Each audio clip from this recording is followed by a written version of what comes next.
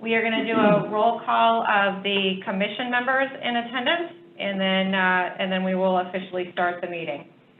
So I've got Barbara Brenneman. Present. Patrick Carrier. Here. Mike Rulis. Here. Inez St. James. Here. Marcy Schwartz. Here. Scott Halstead. Here. John Vibbert. Here. And Keith Vibbert. Here. Perfect. Thank you. Good evening, ladies and gentlemen. This is Barbara Brenneman speaking. As chair of the Town Plan and Zoning Commission, I welcome you. We'd like to begin this meeting by a pledge of allegiance, please. I pledge allegiance to the flag of the United States of America, to the republic which stands one nation, Under under God, indivisible, indivisible, liberty just and justice for all. I'd like Inez to read the call to order, please. Thank you. Town of Farmington, Town Plan and Zoning Commission.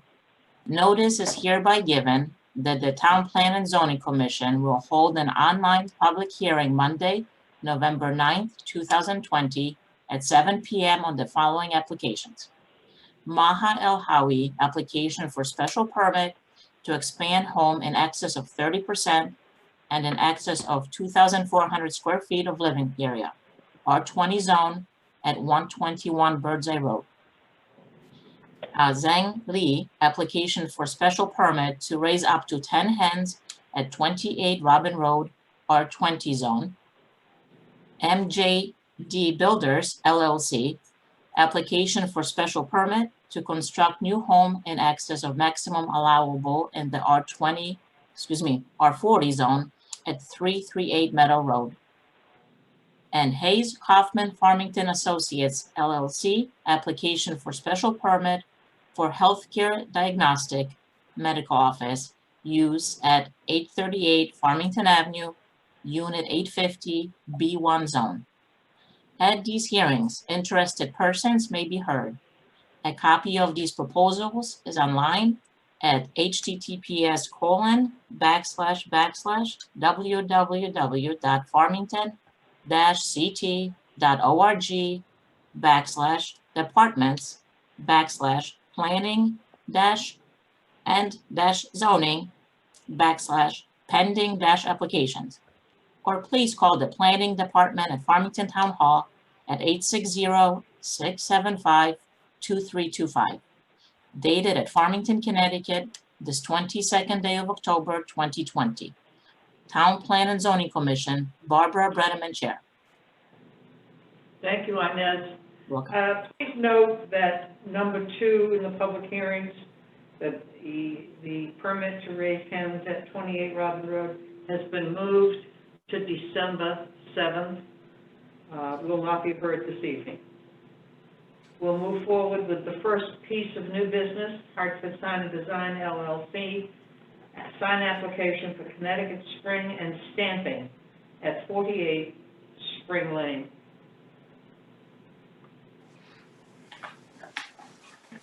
Jerry, and if you'd like to go ahead and make the. Sure. Okay. We are proposing to put some pin-mounted letters into the fascia of a new entranceway that the Connecticut Spring and Stamping has built.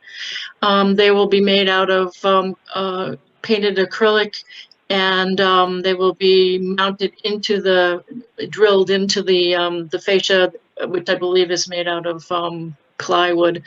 There's no illumination on our part, and it's just a very simple job.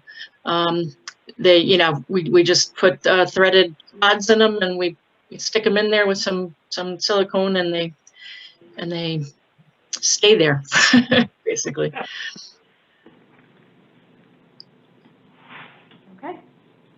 If you know, I was just going to say, if you know this building, it's in a sort of in an industrial park, and it's sort of tucked away off the road, so it's mostly for the the visitors that will be coming there. It won't be seen from the road at all. Anything else? That's it. Very simple. Commissioners, Patrick? Yeah, so it says half-inch painted acrylic. Are those just flush mounted or are they like raised? They're I know they're flush stud and, mounted. Flush mounted. Okay, The so- only raised part of is the thickness of the material itself. okay, so they're gonna just be like a half-inch thick off the backdrop, the Right, fascia. right. Yep. That's it for me. Thank you. Mike? No questions. Inez? No questions. Marcy? No questions, thank you. Keith? No questions, thank you. John? No questions. Scott? No questions, thank you. Would you like to add anything else to your presentation? No, I think that sums it up. It's pretty simple. Before we go to vote, I need to note that Matt Poxon is not here this evening, and I believe it's Keith's turn to be the voting member in his place. So Keith, you'll be voting this evening in Matt's place. So for Hartford Sun Design, I need a motion, please. Madam Chair, it's Ines St. James. I make a motion to approve the application from Hartford Sign and Design LLC for sign application for Connecticut Spring and Stamping at 48 Spring Lane as presented. Keith, May I have a second, please? second, Keith Hibbert. Thank you. Commissioners, any further comments? All in favor? Aye. Aye. Aye. Aye. Opposed? Abstention? Motion carries. JRF Management LLC and Kawood Real Estate Development LLC accept an application for a change of zone of a plus or minus 24.85 acre site with existing industrial building from C1 to BR to Midpoint Development District with a master plan and special permit for mixed-use development, including commercial, multifamily uses, and structures at 1371, 1349 Farmington Avenue, and adjacent lots numbers 8218 and 8237 Farmington Avenue, and schedule a public hearing with a recommended hearing date of December 7th, 2020. I need a motion, please. It's Ines St. James, excuse me. I make a motion to approve the application from JRF Management LLC and Kawood Real Estate Development LLC to accept application for change of zone of a plus minus 24.85 acre site with existing industrial building from C1 and BR to Midpoint Development District with master plan and special permit for mixed-use development, including commercial and multifamily uses and structures at 1371, 1349 Farmington Avenue, and adjacent lots 8218, 8237 Farmington Avenue, and schedule public hearing on December 7th, 2020. May I have a second, please? Marcy Schwartz, second. Thank you. Any questions? All in favor? Aye. Aye. Opposed? Aye. Aye. Is carried. We'll have a hearing on December 7th. Number 3, adopt a 2021 meeting schedule. Are there any questions on this? This is Ines St. James. Why did December say 6 or 7? So, oh, go ahead, Cindy. Yes, the last day of Hanukkah is the 6th of December. So does everyone want to move it to Tuesday, the 7th instead? That's a decision we can make as a commission Yeah. if we choose to. Exactly. It probably is a good idea. I have no problem with the 7th, that far out, obviously, but I think we should do the 7th. Okay. So that means we need a motion to accept the schedule with the adoption of the December meeting to December 7th. Yep. Discussion first or after the motion? I'm sorry? Discussion before or after the motion? I need it. Let's do the motion You have first. to have like a we- motion first, Yep. Yeah. We'll and do then it. I need a second. And Okay. then discuss. This is Ines St. James. I make a motion to accept the Town Plan and Zoning Commission calendar for 2021 with it as presented, except for December. The meeting will be held on December 7th. We need a second to that motion, please. Keith Hibbert, second. Thank you. Is there discussion, commissioners? Any concerns? Patrick or Mike? No concerns. The 7th is fine. Cool. I'm good. Marcy? No, it's fine. Looks good to me. Okay. It pretty much will stand. There would have to be something radical happen for that schedule. I'm pleased to see that we're back to having almost everything on a Monday. It makes it easier, I think, for everyone to schedule instead of maybe Tuesday one week, Monday the next week. So thank you for that scheduling. It works out nicely. Take a vote. All in favor? Aye. Aye. Opposed? Abstentions? Motion carries. Thank you. We'll move on to public hearings. Maha El Hawi, application for special permit to expand home in excess of 30% and in excess of 2,400 square feet of living area in an R20 zone at 121 Birdseye Road.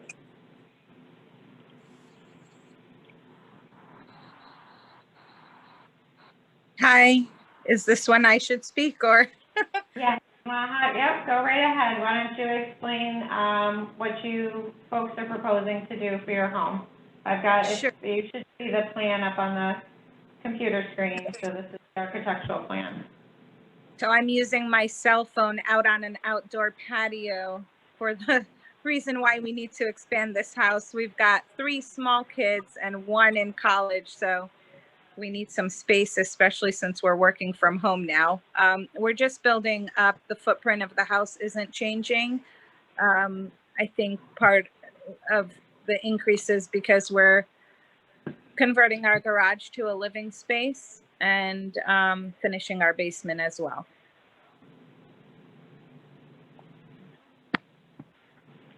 I'm not sure if there's anything else to add to that.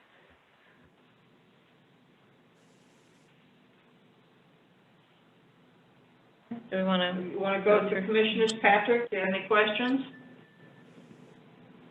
It's more of a comment. Yeah, I see, the plans look great, beautiful, but there's no garage. So it's Thank more of a comment. I'm kind of surprised that there's, Sure. no garage for resale. I don't know if that's something that you put some thought into, as far as adding maybe in the back at one point. I know that you're close to the property line, so just wondering if you put thought into that. Well, we did. We're planning on living here for a long time. I'm native from Farmington originally and just moved back when I had my kids. But I actually have called and found out with the architect if we do have the space, and we do have the space. I'm probably going to use the wrong terminology, but distance from one side to the other side and enough. I don't know the words. I'm so sorry, but basically he called and I spoke to someone in the planning area, the building department, and we found out there would be space if we wanted to add a garage in the future for resale value. At this time, our garage is usually just storage. We've never put a car in it, so. Okay. Yeah. so- Maybe one so, day yeah. when I don't have 3 little kids, I may put a car in there, but right now it's bicycles and Yeah, trust me, I know. I feel like I can never find enough space to put all the bikes and so, all right, so yeah, so you're saying that there's enough room to get around the side and do something Yes. potentially in the future because it would have to be out back. Okay. That's it for Yeah. me. Mike, I have no questions. Thank you. Inez, It looks great. It looks very, Thank you. very nice. Do you have septic or well over there or? So it's public sewage, but it is well water. I was more thinking of septic, but okay, so you're okay. No, I looked at the documentation and also the properties that are adjacent and also what's around there near Paul Springs, and I think it's gonna look great. Good luck. Thank you. Marcy, It looks great to me. I'm all set. Thank you. Steve, No questions, thank you. John, No questions. Scott. No questions, thanks. This is a public hearing, so if there's anyone here that would like to speak either in favor or in opposition to this application, please raise your computer hand and we'll recognize you and give you permission to speak.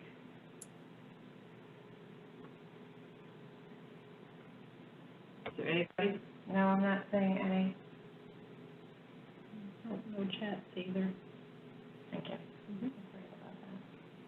No? We don't see anyone on the system with interest in this application. So I'll go back to the applicant. Is there anything further that you would like to add before we close this hearing? From me, I think I'm okay. Okay, thank you very much. I will close this public hearing. Oh, Thank you. okay. Moving on to MJD Builders LLC. Are we gonna vote? Oh, Okay, you sorry. want, okay. We have been. That's how we have been Okay, all doing it. Just take care of it and clear Okay. it out. Sorry, thank you. May I have a motion to accept Maha Eli?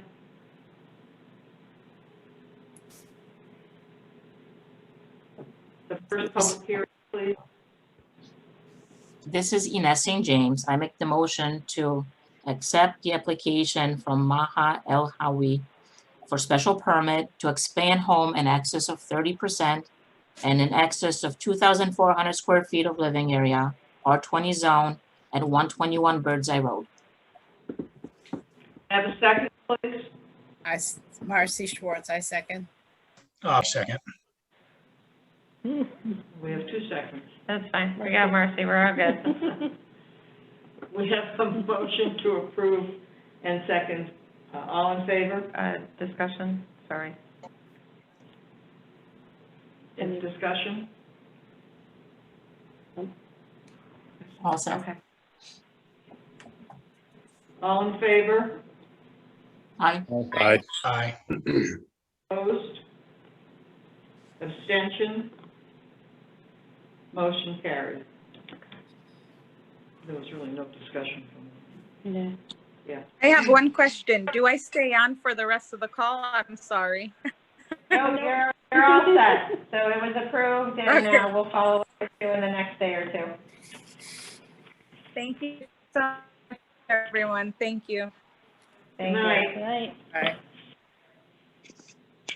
MJD Builders LLC application for special permit to construct a new home in excess of maximum allowable in an R40 zone at 338 Meadow Road.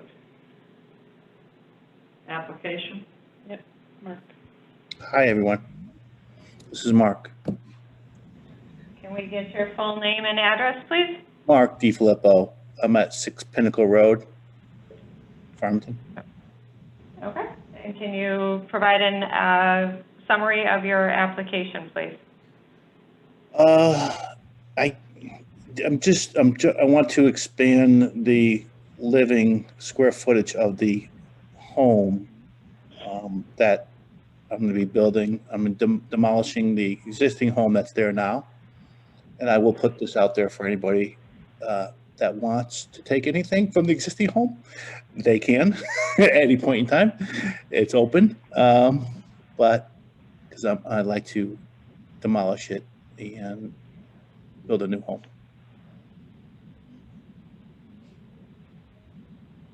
And that's it.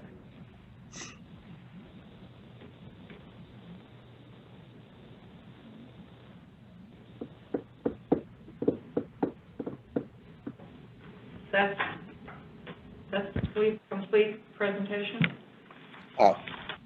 The square footage. Yeah, I mean, I'm not sure what more to say other than I need to get a special permit in order to build an excess of 2,400 square feet. And so I'm asking for that, please. And I mean, if I was to say the existing home that's there now has a bigger footprint that I'm putting in.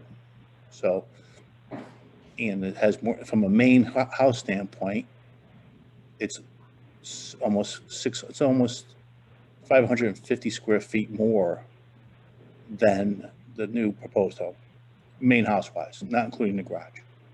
So, no, I don't know what else. I guess I could just field some questions. That would be nice. Okay, let's go to the commissioners. Patrick, do you have any questions?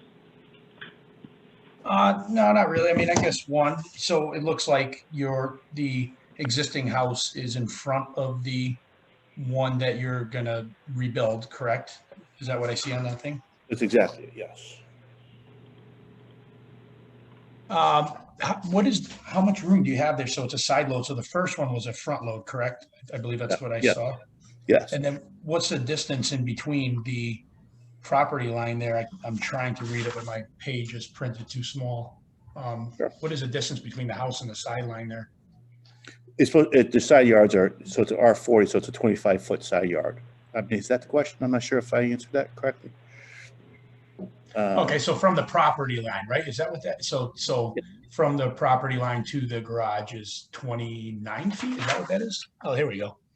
It's listed right there. Yeah, And is that a retaining wall there? So is that like an existing rock wall, I'm assuming? Yeah, that's exactly it, yes. Okay, and then as far as, is there a big elevation change with that rock wall? Everything looked pretty flat. Yeah, it's pretty flat. It's, the whole property's pretty flat, so it's a good thing. Yeah. Yeah, okay, so it's an existing rock wall, so. Yeah, that's correct. Right, not really like a retaining wall, it's more Right. just. Right. Okay. No, that's it for me. Thank you. Mike? Has his existing home already been demolished? No, not yet. I think what I heard from Bruce and a couple other town hall officials saying that, Mark, get the permit ready first, the special permit approved, and then let's do them both at the same time. In terms of building a new house, we don't want when I demolish the house, they're worried about leaving a bigger hole there. So it won't be the safest thing for people or kids or whatever. So if I could start the new house, pretty much, right away, that people like that. So the first thing needs to be done was the permit, special. And Shannon, there are no issues with that, the town side, the demolition?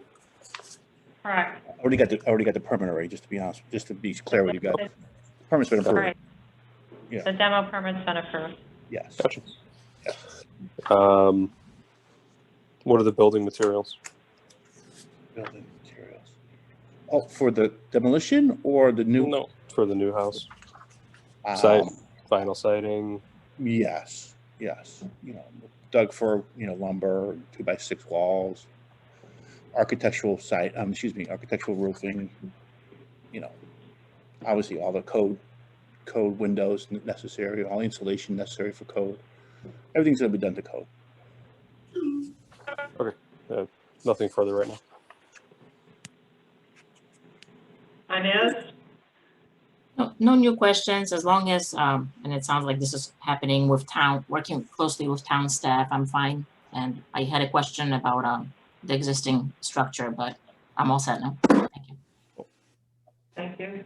Marcy? I'm curious if the existing building is a two-story house as well, or was it a It- single story? It is deceiving. It's a cape. It's really deceiving because it's a really big house and it has a 3-car garage. So it's kind of weird looking house, to be honest with you. No offense, but it's 3,600. What is it? The existing? Yeah, the existing home is 3,600 feet, 300 square feet. Just the main home, you know. So yeah, and it has a second floor. Yes, it's a cape. Okay, Yeah. that's all the questions I have. Thank you. Yeah. No problem. Keith, No questions, thank you. John, No questions? Scott? He's got. No questions. This is Barbara Brenneman. I have a question. What's the total acreage on this parcel? It's 1.1, I believe. And what appears to have boundary lines on it, was that a lot that was pieced together and expanded? I don't know that, Barbara, to be honest with you. I know there's a forest preserve in the back. You know, it goes pretty far back. You know, it's.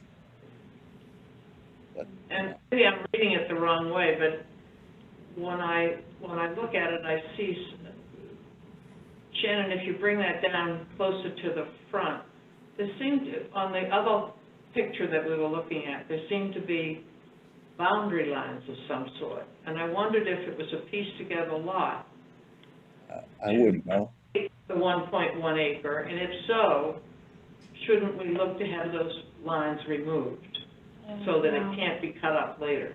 Yeah, it's because it's in the R40 zone, it's right at the 1 acre requirement, so they wouldn't be able to subdivide it to create anything else. No, that was my point. My point is that it shows strange boundary lines, if those are boundary lines. I'm not I saying think what you're, the setback lines maybe? Yeah. these are the setback lines, I'm not That's saying. exactly what that is. It's a setback line. These are setback lines. What is that line, what is that one you were just on, that one right This there? one, that's a wall. That's Well, a- that, one, the wall was down at the other end. There's 2 walls, so there's a stone, See right there? there's a stone wall here, so this is a stone wall, this is a dimension line, 219 feet. That's to the- all, but that's within the boundaries of the lot. That's unusual, isn't it? No, it's a dimension to the rear, so rather, it's a 50-foot rear yard setback. Right. It's simply a dimension saying that this is more than compliant because it's 219 feet from the rear of the building to the rear property line. That's really not what I was questioning. He said it was 1.1 acres, so I took that. Yeah. But what looked like boundaries lines, and often years ago, there were add-ons and add-ons and add-ons, and if there were any add-ons to this, those lines should be removed so they don't present a problem in the future. But if you're telling me those are just side yard markings? These are all, these dash lines are all side yard setbacks and rear yard setbacks. And go back down by where the, And this is a stone wall, yeah. and this is the stockpile area And, for. all right, now go down further. What's to the left there? What is that box? No, I'm sorry, to the right. Is that just, Oh, this is just dimensions, so it's a dimension to the rear corner and a dimension to the front corner. okay. And it's a side loading garage, so this is the driveway coming up. and All it's a those side- lines are just dimensional lines. though. Correct, yep. You know, And there's- so often on, this is an old parcel, so Oh, yes. often on the old parcels, we get old cart paths and lot lines and Oh, yeah. things get chewed up together to make a lot 100 years ago, and if the lines are still there, it causes problems. Certainly, But those are all dimensionals, is yes, what you're saying. yes, Okay, thanks. That was my only question about it. sure. This is also a public hearing, so if there's anyone who has come to this Zoom meeting that would like to speak either in favor or against this application, or simply to be more educated, please come forward and speak. Okay. We did have somebody here that wanted to speak. Yep, we have a few, so we'll start with, Study. Okay, Study Yes. on, yep, there you go. And so we'll need your, your full name and address, and then you can ask whatever question, offer any question or comment. All right, this is Sebastian Massa with Jane Massa at 3 Saunders Hill.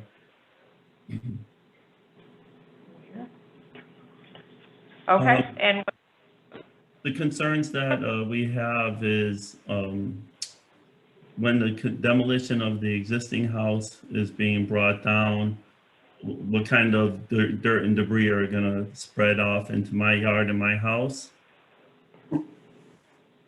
That's one question that I have.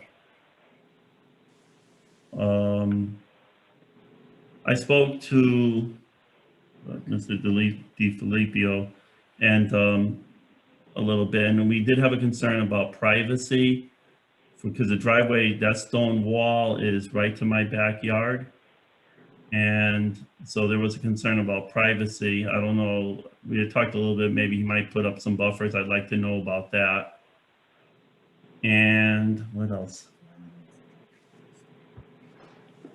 Yeah, and will the stone wall be touched, or is it staying in place? okay. Should I respond? Okay. The applicant can respond to that, please. In regards to the material they've been taking out of the demolition area, everything's going to be taken out, including the total foundation. So what's going to be put back would be any dirt that's left that's obviously to fill the hole back in, but there will not be such a big hole that you will have to be concerned about anything being not safe or unsafe.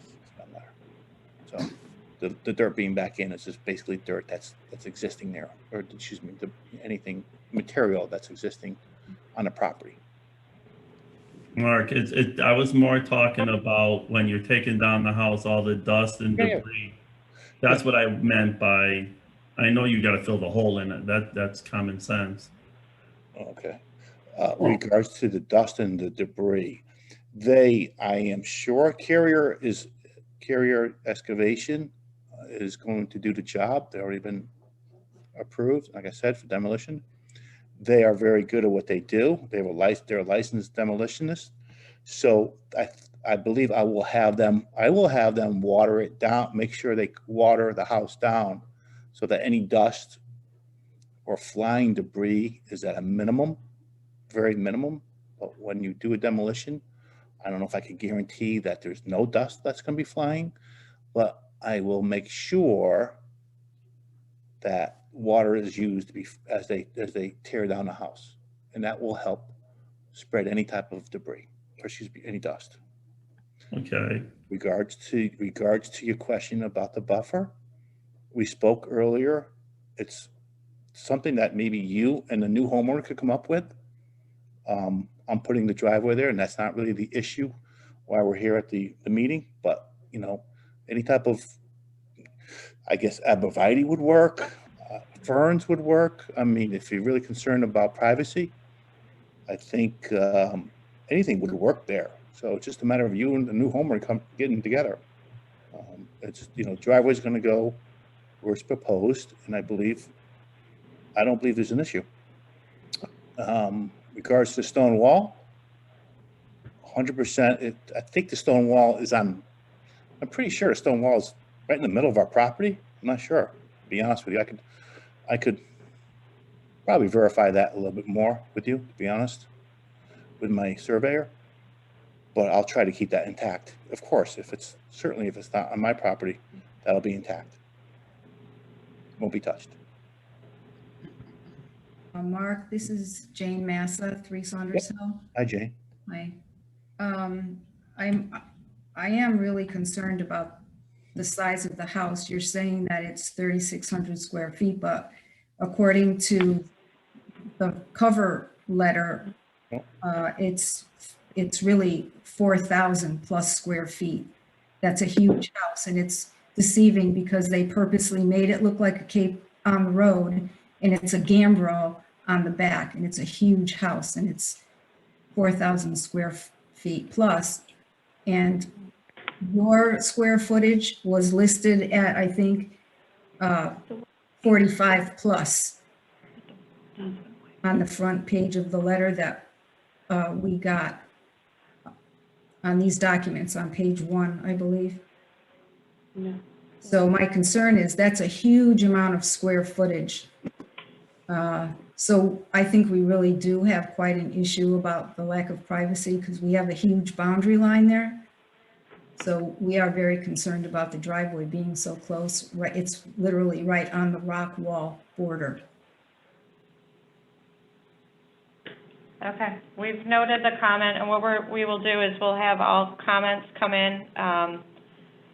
The comments really should be addressed to the commission, concerns to the commission, and then the applicant will have the opportunity to reply. So do you folks have any other comments with respect to this application that you would like the commission to be aware of?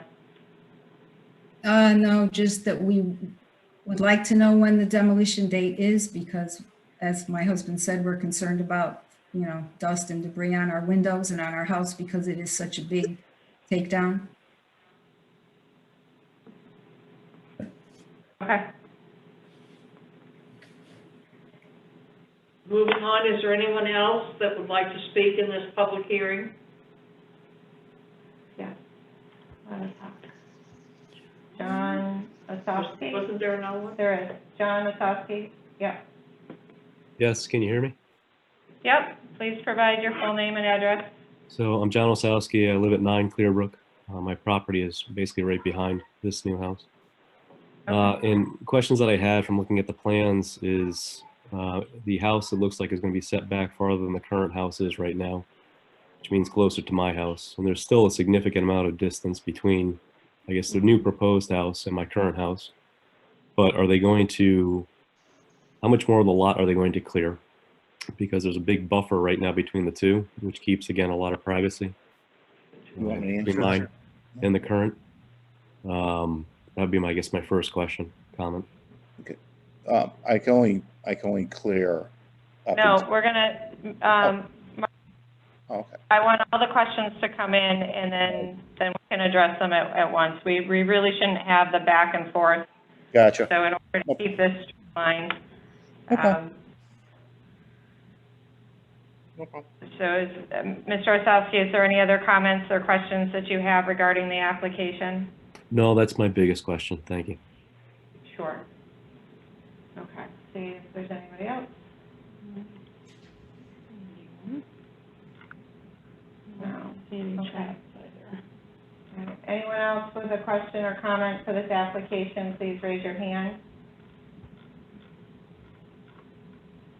No. Okay. Okay, Mark, if you'd like to address the questions, then now would be the time to do so. Let's see, which one was regards to square footage? I think Jane was asking me one, right? I believe it was. Correct. So, yep, the size of the home, the privacy between the two, and then the setback of the home. Yeah, I think there was a mistake that the current existing home is over 3,600 square feet, is what I said. Misunderstood me. The new home, just the main house itself, is 3,046. There is a big, the big thing, the difference is it's less footprint than the existing home, right? Footprint-wise, because of the variance that was approved back in 1996.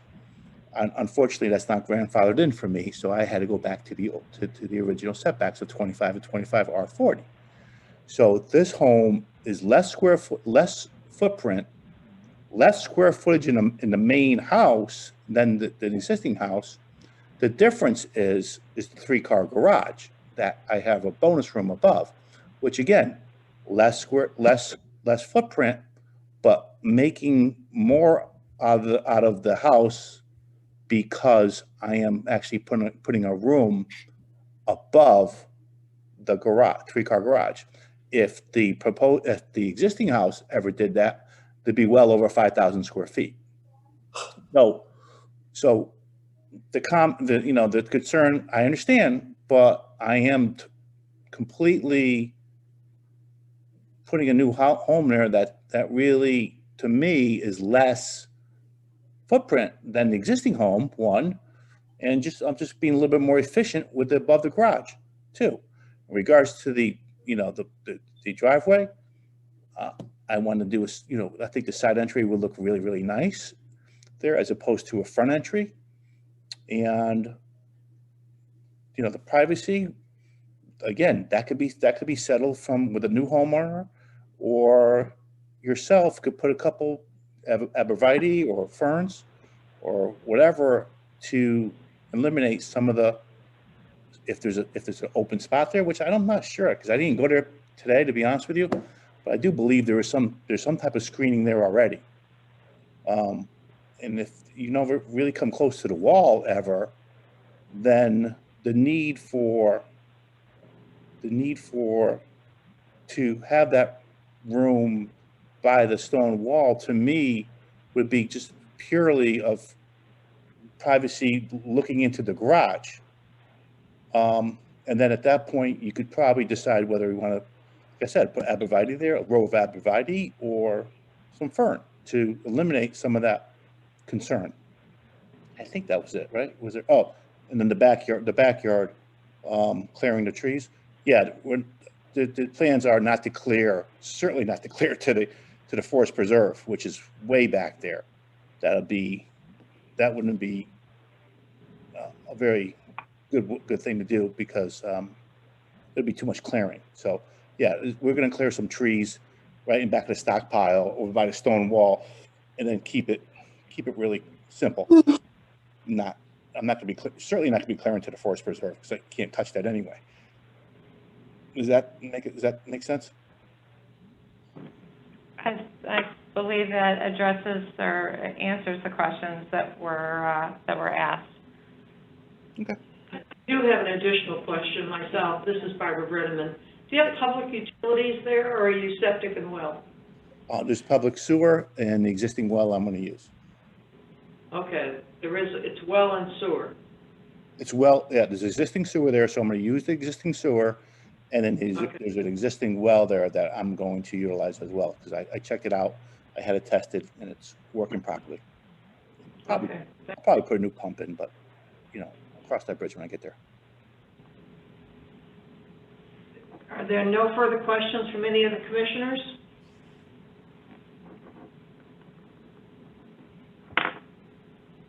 Do we want to ask the public? I'm sorry? Do you want to ask for the public one more time? Is there anyone else that would like to speak from a public perspective? Hearing none, I'm going to close this public hearing. Moving on to we're going to take a moment to vote on MJD Builders LLC, please. This is Ines St. James. I make a motion to approve the special permit application from MJD Builders LLC for property, at 338 Meadow Road, to construct a new home in the R40 zone in excess of the maximum allowable per article. What is it? It's Article 4, Section 30. Thank you. Article 4, Section 30. May I have a second, please? Marcy Schwartz, second. Any additional conversation? Yeah. So I just have a question. This is Patrick Carrier. Sorry, Patrick Carrier. So we're not going to vote, right? This is open for discussion. Correct. Okay. I was just curious, and maybe I should have asked the applicant, too late now, but the garage floor elevation of this house, it's not on this print, right? I'm trying to see it. Right. Okay, so I didn't know, Shannon, if you knew that answer. Because some of the concern by the public is the rock wall on the side. And that's why I was asking if there was any change in elevation. I mean, it looks pretty flat. I'm assuming those rocks are just there. But if I knew the garage floor elevation, I would know that. That was testimony that the rock wall was decorative and not a retaining wall. Correct. Yeah, and I'm happy with that answer. I was just curious. So it's not on the plot plan. Sorry. Oh, there it is. Yes, 295. Okay. Yeah, I see it now. Oh, yeah. So yeah, there is. So it's flat right across, and those rocks are definitely just on top. So yeah, that was my first question.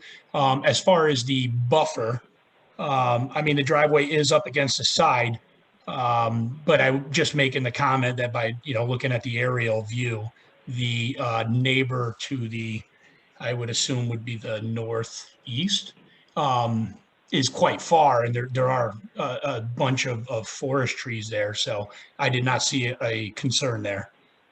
So I'm just throwing that out there, I guess.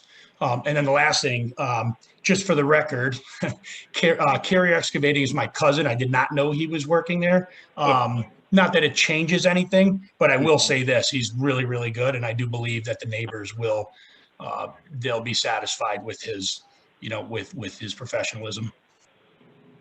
He told me that you lived. Okay, Mark, there's no comments now because the public hearing's closed, but thank you. Mike, All right. any comments?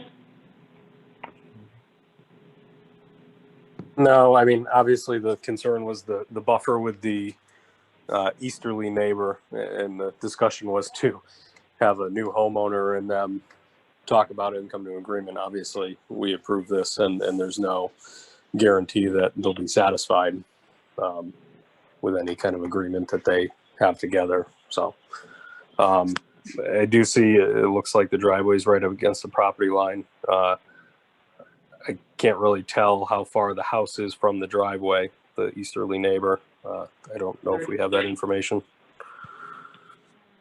No, we don't. Yeah, to the neighbor's home, I don't know the distance to the neighbor's home. Okay. No further questions. Inez? Thank you. So I like the building design. I think the new home fits the area. I don't think it's out of touch with the neighborhood. It's going to enhance the neighborhood. I don't understand why there's resistance of putting a barrier, maybe like where the garage is, to be a good neighbor. Because I think we should, when we vote, I think we should have a condition to put a barrier, at least for the garage, since it faces the easterly neighbor's property, at least in that portion. I don't have any other comments though, questions. Otherwise, I think it's great. Marcy? I'm all set. Thank you, Barbara. Keith? I have no questions. I agree with the other sentiment. I think the house would be it is bigger than the comps that were included in the information, but not, it's like a couple hundred square feet total. So I don't think it's so much bigger that it's something to be to prohibit it from being built. So and I think that there's going to be enough distance, at least from the rear setback, that shouldn't be an issue either. So I don't really have anything to add, I guess. John? No questions. Scott? No comments, thanks. Barbara, can I just respond just to what Inez brought up? The thing is if you... Who's speaking, please? I apologize. It's Patrick Carrier. Okay. Yeah, I just wanted to respond. So just by looking at it, 29 feet, I mean, you pretty much need every inch to make that turn there. By asking for some kind of buffer on the side, you'd have to make that house smaller because that driveway would pretty much be unusable. I think I'd be more concerned if there was a neighbor right parallel on the side, but it's not really. If you look at the map, the other house is kind of, again, I believe that's the northeast, but it's rear yard and there's a pretty big forest there. So I don't know that it's possible without asking the applicant to make the house smaller, really, to include any kind of buffer.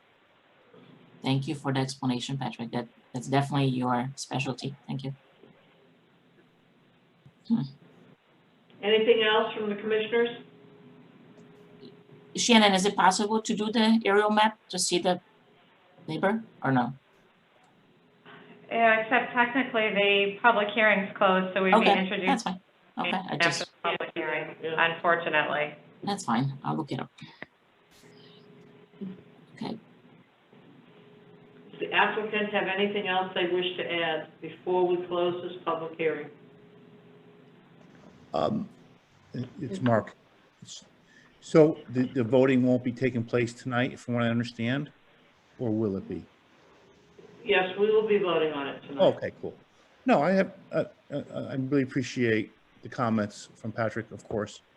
Yes, if I didn't have if I had enough room, I would certainly consider, but trying to take away anything from that driveway, I think Bruce, to be honest with you, and a lot of the officials at Farmington Town Hall would give me a hard time, say, Mark, listen, you need every amount of square footage there to make that swing, especially if they get if the new homeowner gets an SUV or something, or a truck, they need to swing it in there, without having too many issues.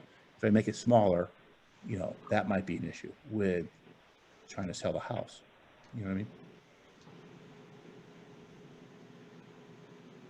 That's it. Okay. Hearing no more, I'll close this public hearing. Thank you.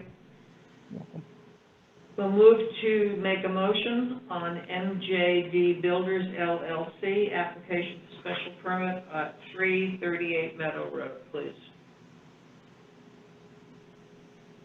so we need another motion? I thought we already did. We did.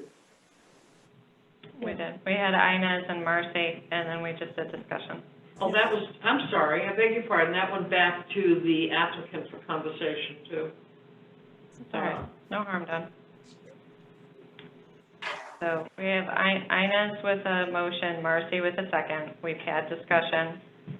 And it's been closed. We just, yep, so we just, All in favor? Aye. Aye. Aye. Opposed? Abstention? Motion passes. Thank you. Thank you. Moving on to the next public hearing, Hayes Kaufman, Farmington Associates LLC, application for special permit for healthcare diagnostic use, medical office use at 838 Farmington Avenue, Unit 850 in the B1 zone. Good evening, Madam Chair, members of the commission. I'm Christian Hoeb. With me this evening is the principal of the applicant, Hayes Kaufman Farmington Associates, Richard Hayes. I see him up in the window. Also with us is Tom Speechin from LabCorp, who is the potential tenant. And just procedurally, the sign was posted at the end of October and was timely. The certified mail was sent to the abutters within 200 feet. I've returned the receipts to Ms. Michaud together with a signed certification verifying that the notices were sent. I believe your materials provided by staff also include a letter of unanimous support from the Economic Development Commission. I trust that it's in the file. And simply put, this is a request for a special permit. We're calling it a diagnostic use in 1,800 square feet in a B1 zone. Many of you, I think everyone's familiar with the space. It's contiguous to the Starbucks in the old, what was known as the Epicure Plaza when I started many, many years ago. And so it's just a request to allow LabCorp to provide services in that space. It's anticipated that Monarch Jewelry would reduce its size and provide the space for LabCorp. Just generally speaking, I'm not aware of any concerns or objections from staff, and nor did I receive any communication from a neighbor or any other interested party, but we'll progress with the actual hearing. Tom, are you here? Tom Speechin? And I provided kind of a nutshell description at the request of Mr. Seer, which was attached to the materials. But if you have any questions for Mr. Speechin or for Richard Hayes, they're both available this evening. We think we're very confident that this use fits within the plaza based on the number of parking spots that we anticipate will be needed and the timing, which is essentially early in the morning.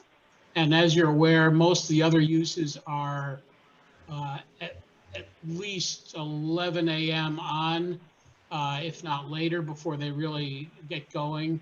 And they're busiest in the evening, trying to get in on a Friday night during the COVID period. Naples and the restaurant and the package store were fairly vibrant, but that was Friday night, and our proposed use would be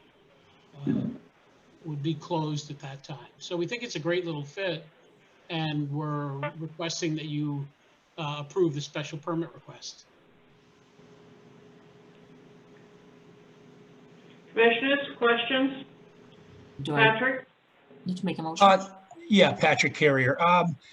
Okay, so you said it's actually, so Monarch Jewelers is actually reducing in size, and that's where it's going? That's correct. Okay, yeah, no further questions. I was just wondering here. Thank you. Mike? No questions. Inez? No questions. Marcy? No questions. Keith? How many employees do you guys expect to have there? And then how many customers are going to be coming in? I assume it would be, a couple employees and, only a patient or two at a time, but can you just clear that up? Yeah, I think in the materials I provided, and I verified it with the applicant and also with Mr. Speechin. So it's anticipated there'd be 2 employees. And right now, all of these services are heavily scheduled. So, you bring people in, they get the service, and then they leave. So you don't have big waiting rooms right now. So we're thinking at peak, we'd need 7 to 9 parking spots. So, we have an estimate of like 35 to 50. 50 would be hitting it out of the park, frankly. That's what I understood from Mr. Speechin. And so we expect, more to the 35 to 40 clients per day. And the majority of the users come in between 7 and 9 a.m. My experience, and I'm not a parking expert, I don't qualify as a parking expert, is 7 to 9, even 9:30 and 10 in that plaza. It's pretty quiet. The only business that I recall being open is the Starbucks. And to me, the Starbucks has always been not always during the weekdays, the early crowd. It's more like the laptop computer crowd and oh, gee, it's 11. Let's go over and get a mocha, whatever. So I don't know, and I can't speak to their numbers, but I don't think of them as the 7 to 9 crowd. It's a hard side of the road for coffee, and if you're trying to get up 4 off of exit 39. So we don't, it's in terms of the actual numbers, we don't see it as a big consequence. Anecdotally, I mean, I've worked in that plaza for like 10 years, so I think you're correct. The Starbucks crowd, it's people in and out. I don't think that this proposed would conflict with Naples as long as people aren't there past 4 p.m. or so. So I think there'd be enough room. The parking lot does get very busy once the restaurant starts kind of heating up, but if everybody's going to be gone by then, I don't see it being a conflict. No further questions.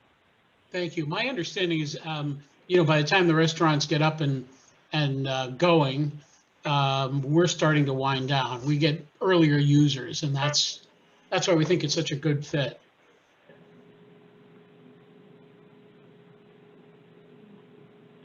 Who's next, John?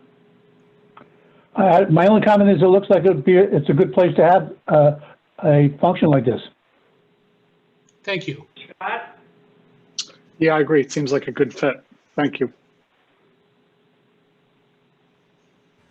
This is Barbara Brennan. Just a quick question. Chris, what were the hours of operation again? Let me think. Do I have it in my letter? Just if you could give me a moment. I think 7 a.m. to 3:30 p.m. Mr. Speechian, are you available to confirm that? Sure. Actually, it's 7, typically it's 7 to 4. And then we are entertaining Saturday hours, 8 to 12. Okay. That really does show the change where it won't conflict with the other operations there if you're opening that early in the morning. That gives free access to the parking lot. Given the health concerns that might be going to that operation, is there sufficient handicapped access to that opening? Because have they redone that again? I think they Mr. did. Hayes, are you available to talk about the handicap parking locations? There's approximately, right in front of that building, 5 handicap parking spots that are just nose into the space that you're going to be approving this evening. Is the ramp between the lower lot and the liquor store, has that been repaired? Because Well, it used to be. Can you tell me what was wrong with it?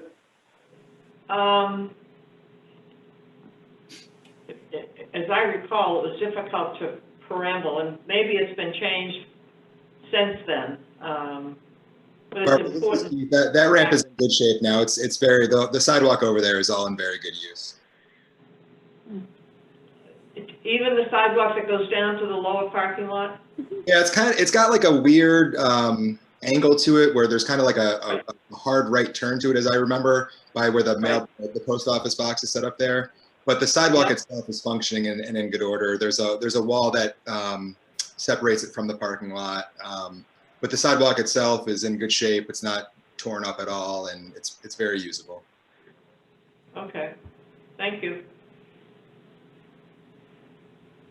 This is a public hearing, so if there's anyone who is attending this Zoom meeting that would like to come forward and speak either in favor of or in opposition to this application, please come forward. Madam Chair, if you're agreeable, I'd like to ask Mr. Wadsworth, who's chair of the EDC, to speak first, and then we'll get to the general public. Is that? Okay.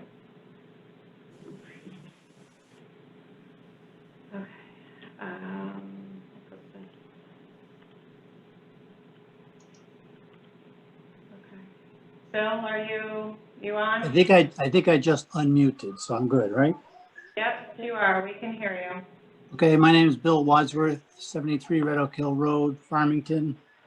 I'm here on behalf of the town of Farmington as chairperson of the Economic Development Commission. And it was mentioned that we did generate a letter October 15th, 2020 in support of this application. And I'll just reiterate some of the high points of it. On October 14th, 2020, the EDC commissioners voted unanimously to support the application pending before the town plan and zoning.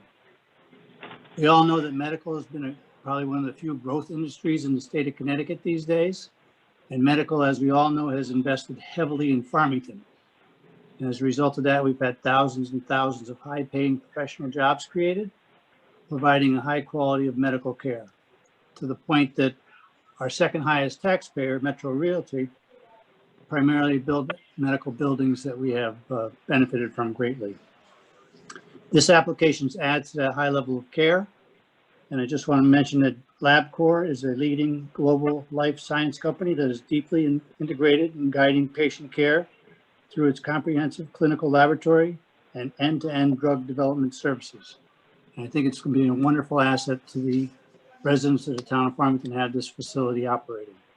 So therefore, as chairperson of the Farmington Economic Development Commission and representing the consensus of the commission, I recommend to the Town Planning and Zoning Commission to approve this application. Thank you. Thank you. Thank you. Now, if there's anyone from the public that would like to speak in favor or in opposition to this application, please come forward. Katie, if you unmute your phone, you're welcome to ask a question. Thank you very much. Can you hear me? Yes, we can. Okay, hi, this is Katie Bradley at 9 Waterville Road. I back up to the Epicure Plaza, and I just have a few questions. Not exactly sure what LabCorp does and what their services are that they provide. Should I list all my questions first and then you answer them? Correct, please. Okay. Also, I believe I just heard that the hours are 7 to 4. If you approve those hours, are those hours then set forever, or can they slowly change those without having to come back to TPZ for permission to increase the hours? My other question or comment would be that I know that as it was just mentioned that I believe it's the Metro Group has done a lot of medical and healthcare facilities improvements for our town, and basically a lot of the changes in zones that have been approved for them have been justified because they're over on Farmington Avenue near Yukon, and so not in the center of town. And I'm just wondering if by allowing this change that you're going to potentially, that would potentially grant other medical tenants in the future to the center of the town, which could dramatically impact the direction that we want the center to go. And in that sense, I'm referencing all the meetings that we've had on, you know, the Farmington Gateway and the Village, and and I will say, just to be clear, that I have no problems with all the improvements that we've made in terms of healthcare in Farmington. I just thought that we were trying to focus them over near Yukon, and just want to make sure that we're all really clear that if we allow this one little area potentially to take over a space in the jewelry store, that we consider what the implications might be for the rest of the center of Farmington. Let's see, I had a couple of other questions. I would like to say that there have been improvements by the owners of the Epicure Plaza in terms of the trash pickup times, and not that the owners actually have any impact on this, but the dumping down in the creek is still a problem, and that's probably just from the tenants of the different shopping options that are over there. And I have more questions once I know what LabCorp really is and what their function is, but I don't want to ask those until that question is answered, if that's possible. Would the applicant like to answer that question, please? Sure. So I can answer probably several of these, and then I'd ask Mr. Speechin to chime in as to a summary of the services. So in terms of your comments about the improvements and the pickup times and trash removal, we agree. Thank you very much. I know Mr. Hayes is down there frequently, has worked exceptionally hard to address your concerns as well as other folks in the surrounding area. We've also more fully contemplated improvements, and we hope that will occur, but we're glad you've taken notice of it. As to tenants, other tenants or any other people dumping or wasting anything in the back of the building in the little rivulet, if you're aware and can identify any of those people, we would appreciate it. We'd like to know. You know, it's we are vigilant. I know Mr. Hayes is very proud of this property and other properties. So if you ever observe that, we'd like to be made aware of that and know about it so that we can address it. In terms of the hours of operation, my correspondence initially said 3:30. 4 seems to be satisfactory. we're content with the commission making that a condition at this time. And all that does is, if there's ever any expansion, and I don't anticipate that, but if there is, we could come back before the commission.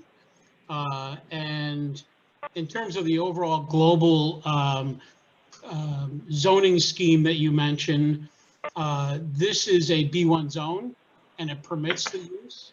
The reason we're here is because it hasn't been previously approved for this space, but it's certainly available to us under the B1 zone.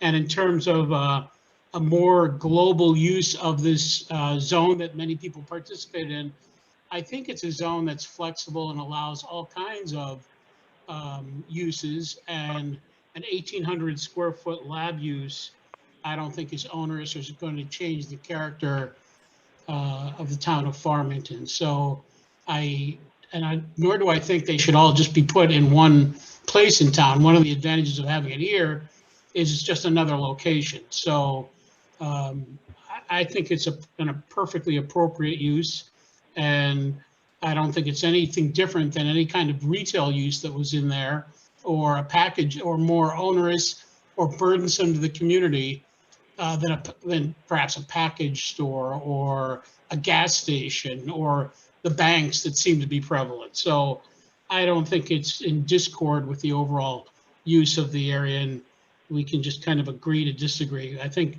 what I'd like to see actually is more residential in that area, and I think that was proposed up the street, and then there were a number of neighbors that opposed that. So I like the idea of residential use up there. So, and then Tom Speechin's here, and he can talk about the services that's provided by LabCorp. You still there, Tom? I don't see you on the screen, but I trust that you're there. Yeah, no, I am. And I think, Mr. Wadworth said it very well. We're a global company. We basically have two divisions, one specializing in drug development. We're actively involved in many of the, studies to develop the vaccine. Part of the business I'm involved with is the diagnostic. So we provide clinical testing and drug testing for our patients throughout the entire nation.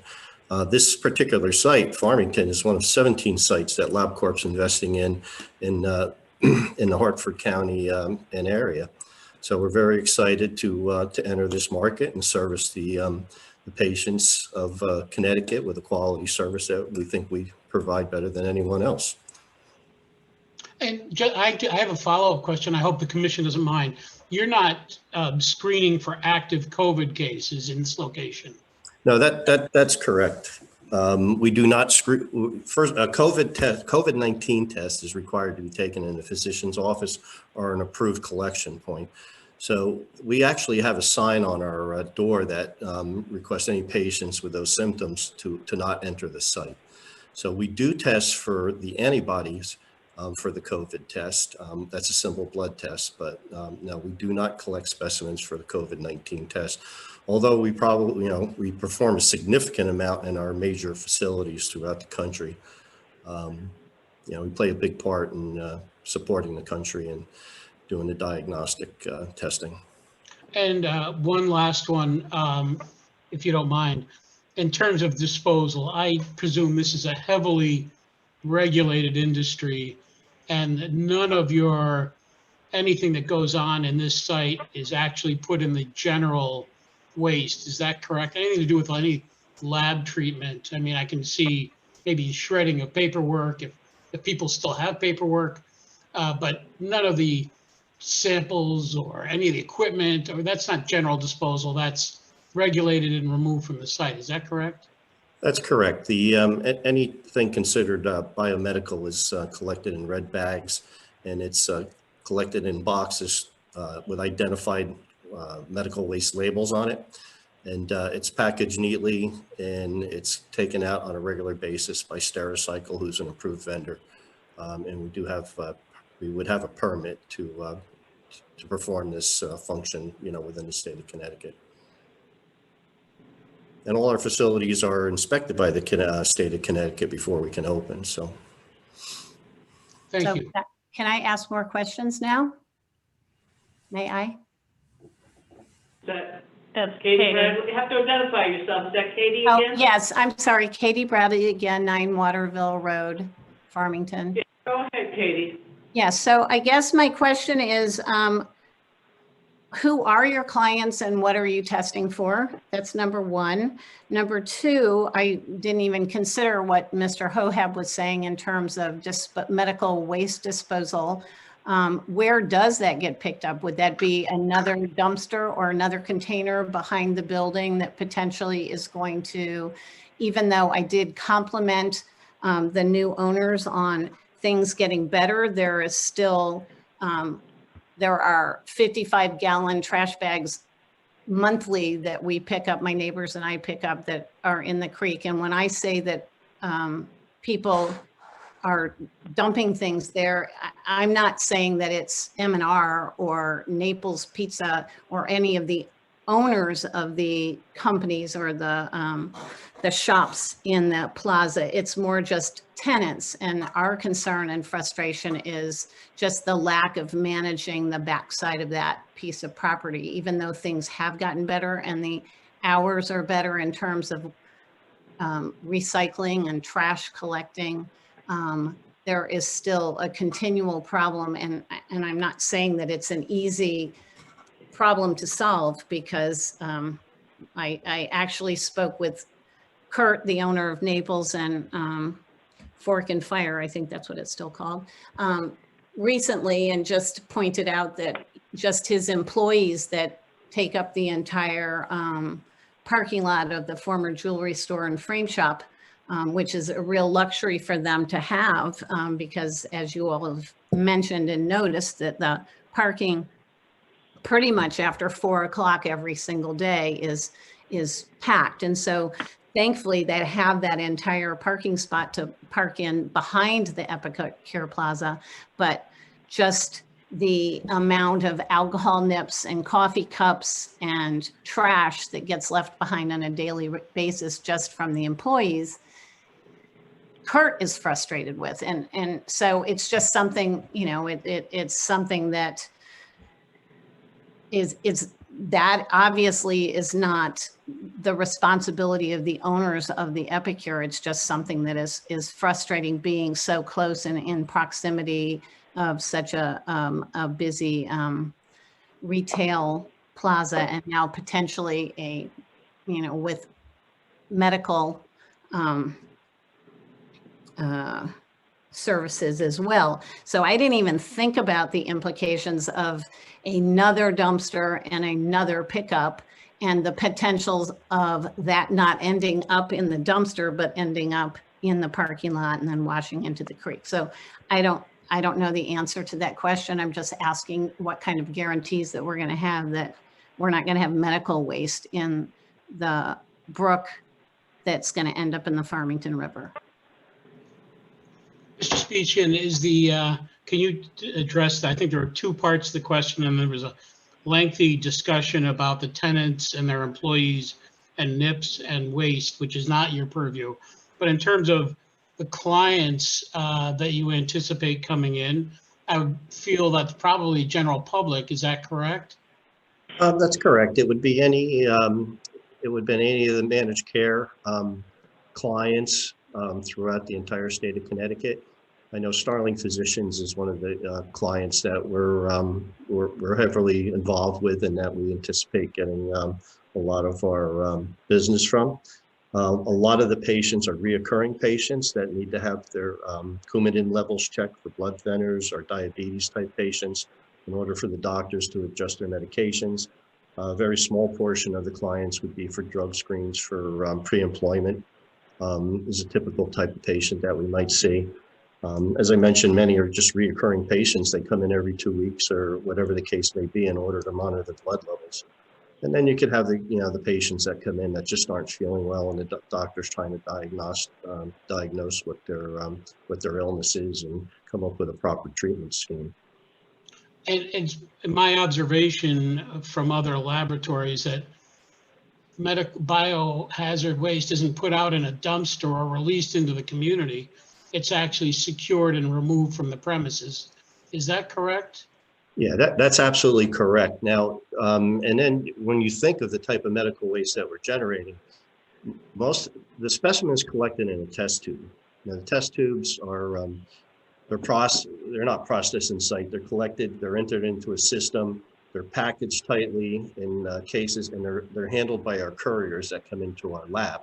So no specimen goes into the medical waste. What you might see is a gauze with a little bit of blood on it, the gloves that the phlebotomist uses to, when they service the patient. That's pretty much what you'll see in our medical waste containers. Now, the medical waste containers are in cardboard boxes in red bags. As the container gets 75 to 80% full, the red bag is sealed, and the cardboard box is closed and it's sealed with a tape marked medical waste. There's large symbols, medical waste symbols on the outside of the boxes, and the boxes are stored in a secure closet until the time that Stericycle, our vendor, comes to collect the medical waste. Every time we send out medical waste, we have a manifest to document who picked up the waste and how it was handled. It's pretty much a cradle to grave process. And we retain these documents for the required period of time, whatever the state requirement is. Typically, it's at least 2 years. Thank you, Mr. Speech. And now, in reference to Ms. Bradley's remarks, I think she said earlier, she does not hold Naples or M&R responsible for any waste as it makes its way into the banks, and she's removing these very large bags of garbage on a monthly basis with her neighbor. But that the tenant's employees might be doing it from another property location, which I think is the Acalini property. And my general sense about that is we don't have control over the employees of Naples or any other employees back there that are creating waste. But we all do share a common bond that we respect the environment. So I would call upon Ms. Bradley if she has something that she can provide us and bring it to the town's attention. If you've spoken to Kurt and it's his employees, I personally know Mr. Kruzik, and I think he's ultra responsible, and I trust he'll do whatever he can to address that. And so I don't think we're dissimilar in our concerns about the environment. Who is actually doing it, we have not been able to identify. And if you can help the town or help us identify the parties that are doing that, I think we should all hold them accountable for doing that. I don't like that on my town property. I don't like it on private property. I don't like when people throw cigarette butts out their car window. These are all banes to my existence. And so I support whatever efforts you can make and help us in enforcing being a good neighbor and as strong in the community. So whatever you can bring forward to, even to me, if you don't want to bring it to the landlord or to Kurt, I'm happy to join you in whatever efforts I can help with, because that's not anything I support or believe in. So, but without knowing exactly who it is, it makes it rather challenging. So that's all I can really say in respect to the. Okay, thank you. And this is Katie Bradley again. I just want to clarify. Yes, I have spoken with Kurt. He's been very supportive, and it is not something that changes overnight. And I didn't mean in any way to disparage Kurt, and he was just unaware. My point is that I understand even if we all have good intentions, it requires constant vigilance. And it's not just Kurt. It's not, and I'm saying it's not Naples or M&R or the jewelry store, but it's potentially also the, the customers of all of those. So ultimately, I would like to think, besides me pointing it out, which I have done, and Bruce Sear has become, and I have become very close friends because we talk on a regular basis, and the town has been very supportive because, like you said, Chris, none of us want littering in our town, and none of us want anything bad going into the river. But my point is just that I want to make sure that we're not adding to the problem by inviting, you know, a healthcare facility or testing facility into an area where we're already having a problem managing restaurants and liquor stores, and adding one more level of potential litter to the Farmington River and the surrounding properties. And I'm not pointing my finger at any one person. It's just, it's frustrating. And so thank you for the answer of who your clients are and what kind of waste you're going to have. And if I heard you correctly, you're saying that your waste gets bagged and boxed in your actual facility and picked up from your facility. So it's never going to be taken behind the building and left in a dumpster, even though it's been carefully wrapped, identified, and tracked. It's not going to end up somehow blowing out of the dumpster and into the creek. I just wanted to clarify that. And with that, I don't have any more questions, but I know that my neighbors do, and I'm not sure if you are have recognized in your Q&A that there are other people that are waiting to speak. Yes, we're aware. Okay, thank you. It's hard. It's really challenging from the as the person like on this side of the screen until. I understand. So if you're all set, then we'll move along to the next I'm all person. set. Thank you very much, and I appreciate your time in letting me speak tonight and answer my questions. Thank you very much. Certainly. So next up, we've got Jennifer Proto. So Jennifer, if you unmute yourself, you should be able to ask questions. Please, if you could identify yourself and your address.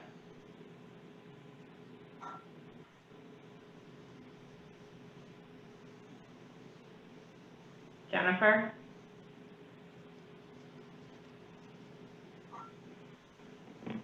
She's still there. But yes, if she is unmuted. Jennifer, we're not hearing you. If you'd like, you can type your question in. I'm not sure what the issue might be with the audio.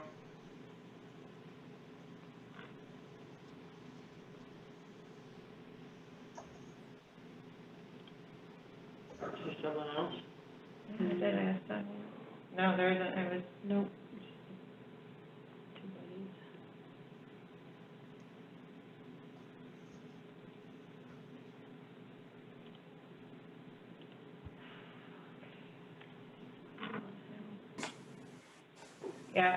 Yes, your microphone doesn't work, so if you want to type your question in, then we're happy to, I'm happy to read it on your behalf. If you want to type your question in, I'm not sure why the mic isn't working.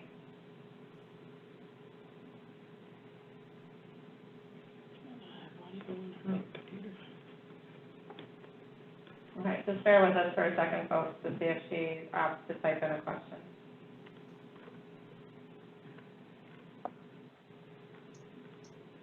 You can't submit a statement, because the public hearing is likely going to close this evening. So if you have a question, tonight's the public hearing, so we're likely going to close the hearing. So you can type a question in. We'll give you a minute or two to type a question in if you'd like.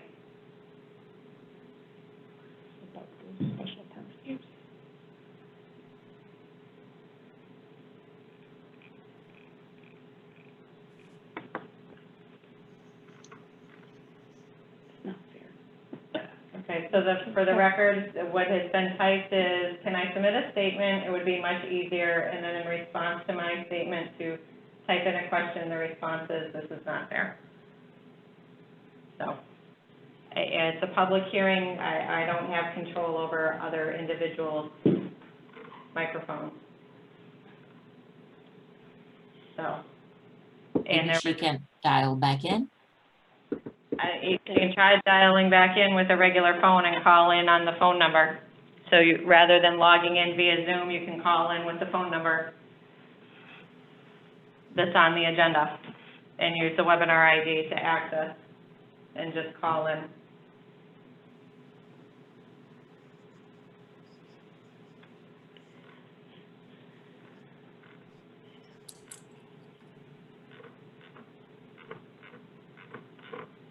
Okay, I have due process rights. I am on the phone. I have called in.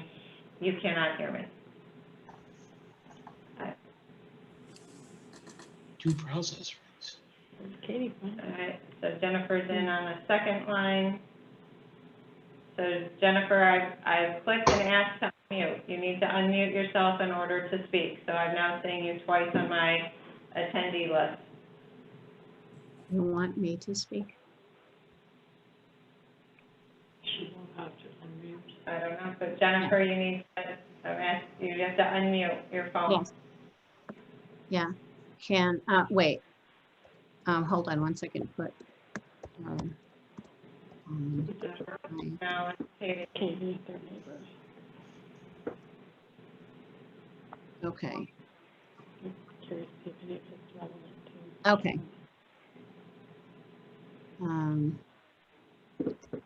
yes, walk over. I will.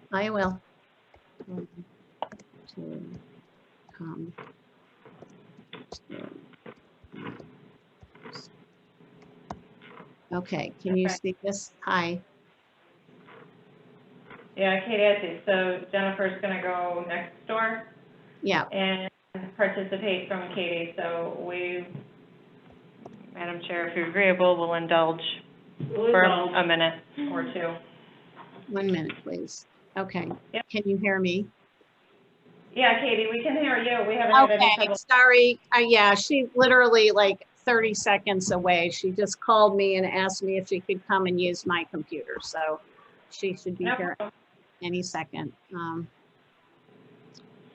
Thank you very much. Of course. Thank you for, I'm glad you're able to facilitate. Thank you.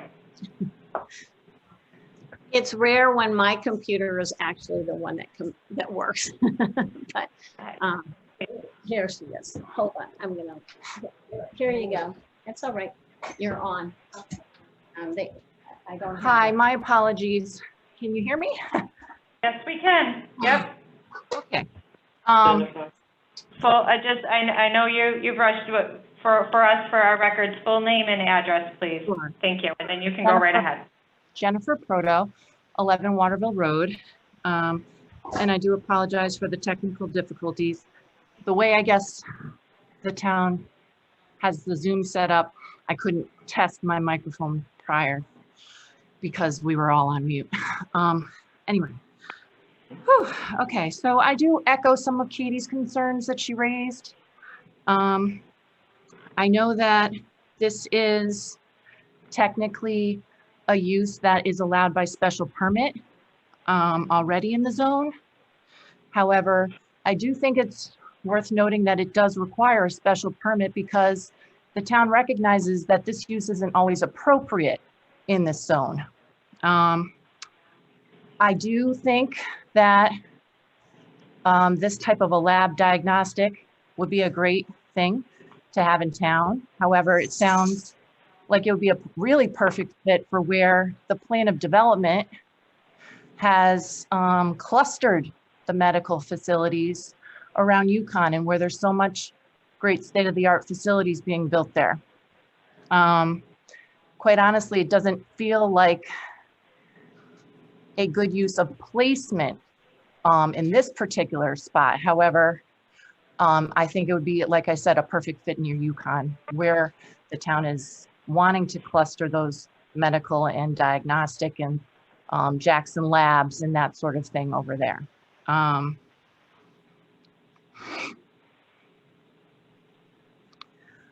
I do have some of the concerns with the fact that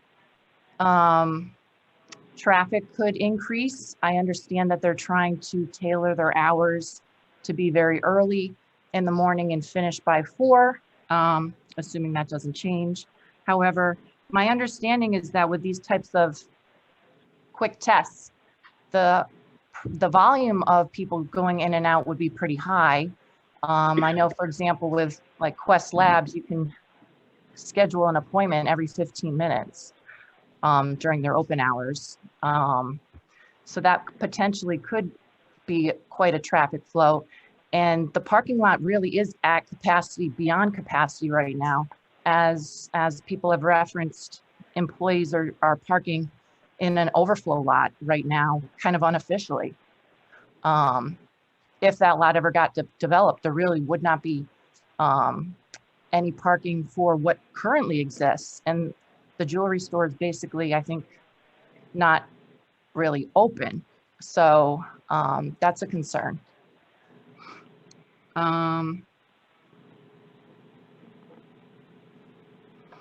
And I'm also, I do have the issue with the trash. I have 2 young kids. They love to play in the stream.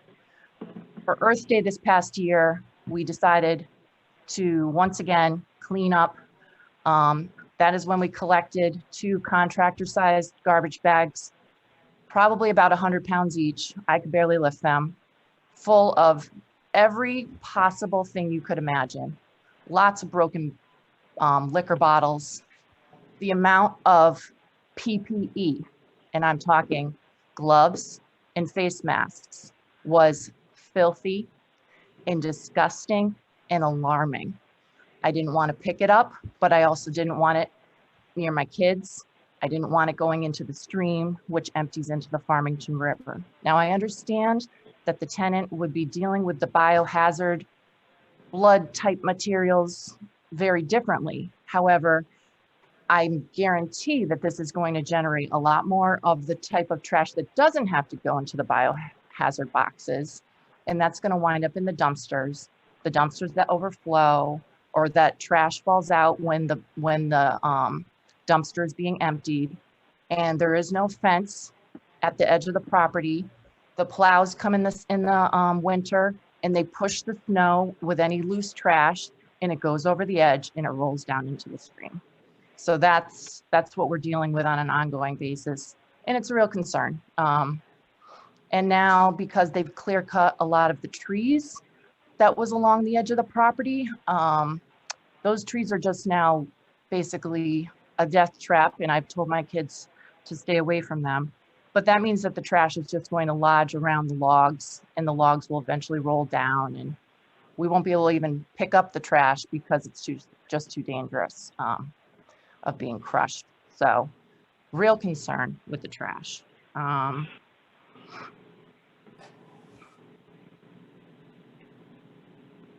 And then my last issue is, it's an outdated building.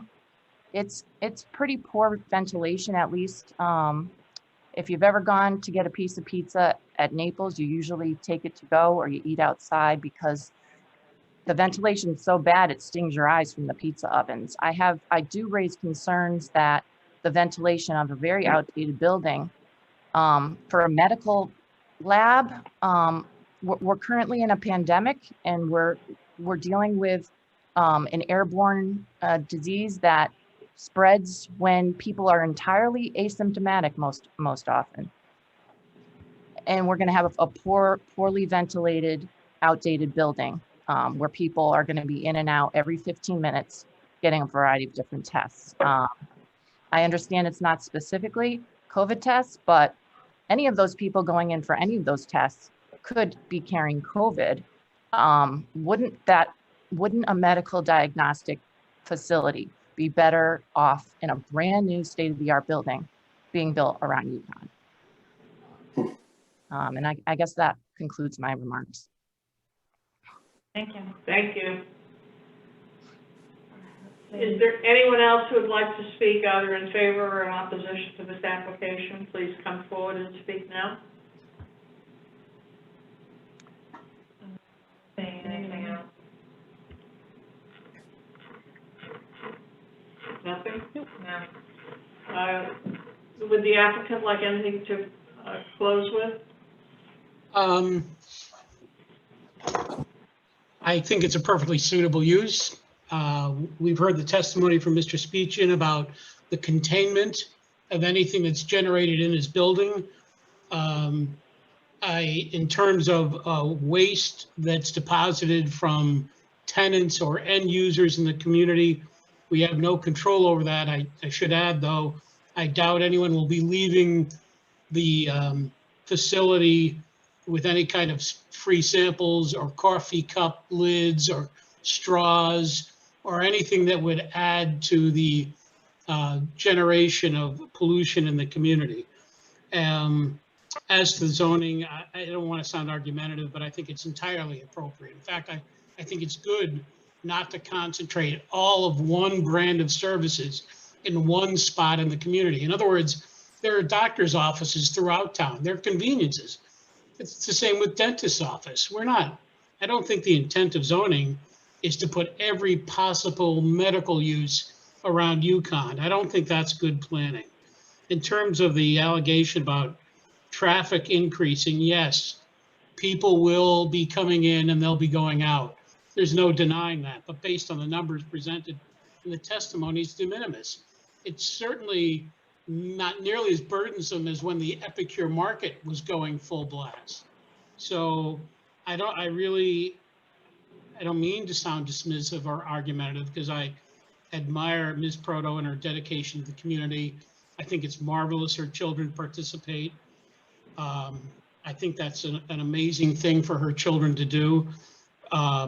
If we can identify the end source where it's coming from, I presume a landlord doesn't want a polluted piece of property, or people dropping cups or straws or wrappers or napkins or forks. That's not really what a landlord likes to have happen either. And if there's any evidence that's given to us as to who the generator is, we will make every effort as a good landlord to trim that. But we can't control third parties' behavior. In terms of the shared parking, we like shared parking. We think it works. We think it's a good idea, except if those are the polluters. And again, I'd like to know more about that. So we think it's a really good use. It's an innocuous use. It's a good fit. It's convenient for people in the community. I see no harm and see no reason why they shouldn't be approved. And I want to thank you, and I want to continue to dialogue with the neighbors. They're both people I know and I respect and I like. I disagree with them if their position is this shouldn't be approved, but I also have heard some of their comments and certainly willing to work with them. So thank you very much, Madam Chair and members of the commission. Thank you. At this point, I'd like to close this public hearing. No, Madam Chair, before you do that, I'd like to make a couple of additional comments, please. It's Richard Hayes for the record. And I am the landlord down there. So first and foremost, it's very important that we distinguish between fact and fiction. And in saying that, I've listened to everything that both Ms. Bradley and Ms. Proto said this evening, and unfortunately, not all of it is as accurate as I'd like it to be. You know, when people talk about traffic, I understand that maybe lay people don't understand traffic like developers do, but certainly I'm looking at the parking lot this evening at 8:19 and there's 7 cars in it. So, you know, I understand when the traffic flows in and out of that shopping center because I monitor it very closely. Additionally, when we're talking about garbage, I want to make sure that everybody understands one thing. I spent myself personally 2 days down there cleaning that river up this past March with a group of gentlemen that work for me. Now, we didn't only clean the garbage out of the river, and Miss Proto's husband saw me down there with a group of people and sat there and watched me for at least 30 minutes. But we also cleaned out a lot of dead branches and brush that was left down there from years in the past. Okay, so we also, in addition to that, pay people on an ongoing basis to clean the parking lot and to pick up the trash that's generated throughout the shopping center, whether it's in the cans or out in the actual parking lot itself. I'm truly frustrated by Ms. Bradley's comments about the dumpsters. We've spent a considerable amount of money putting cameras in down there because of her concerns. She has become good friends with Bruce here, as well as I, because of her back and forth with Bruce.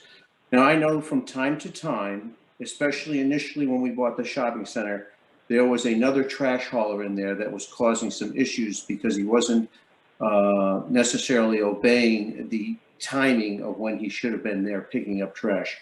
We fired him essentially and hired somebody else, and have been very specific when we did hire these folks when they could and couldn't come to that shopping center. In addition to that, we have cameras that are on those dumpsters at all times. So when a truck does show up when it's not supposed to, we are on top of it. That's happened twice since we changed contractors.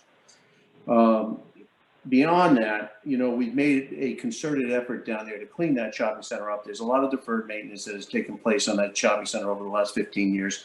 And we're working hard to reconcile that and to make it more presentable. I'm happy to provide you with a list of things that we've done so far. Unfortunately, we're not getting all of the cooperation we require in order to complete all of the list, but we're doing what we can with what we're allowed to do.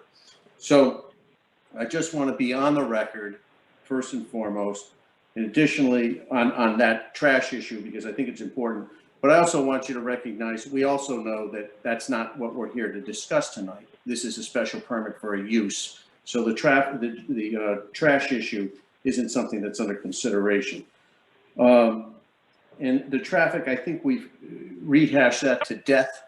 There's no question that this is a complementary use, and it's the use that we selected intentionally because of what they do and when their customers come and go from the property. Beyond that, certainly, guarantee is a strong word, and I don't use it as freely maybe as some of the neighbors do, but I can assure you that we are paying attention down there and doing what we can to, keep all concerned, happy. But at the same time, we have some rights too, and that shopping center has been there a long time, folks. So I appreciate your attention this evening, and if you have any questions, I'm happy to answer them. Thank you for your comments.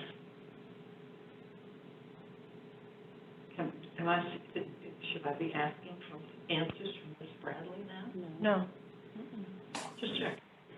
At this point, I'd like to close this public hearing and move on to the commissioners. We have a vote on Hayes Kaufman Farmington Associates, please.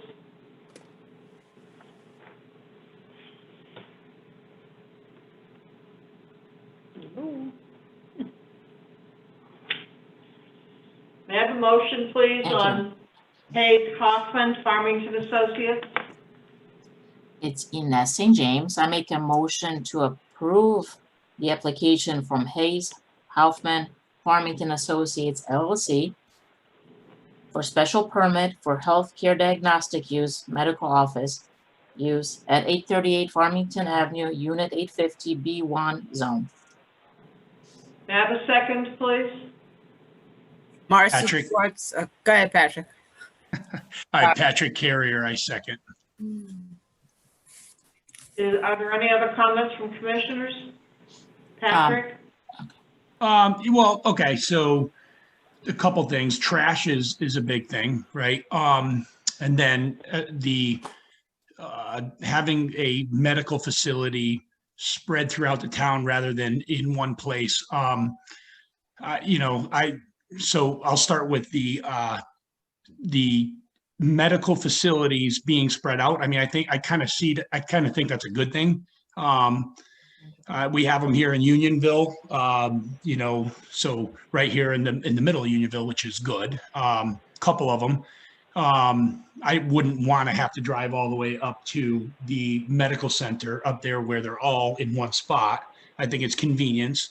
The trash, I just don't see that it's on trial here. If anything, the trash, the use of this space is going to create less trash, I think, than possibly any other. I think there's only going to be 2 employees at a time. So I picture them, eating maybe at Naples and then leaving their trash there. So I don't have a problem. I think this is a great fit. Thank you, Patrick. Mike? No, I have no issue with the use. I think that, as has already been stated, there's certainly concerns from neighbors about trash issues, but I don't think it's relevant really to this special use permit.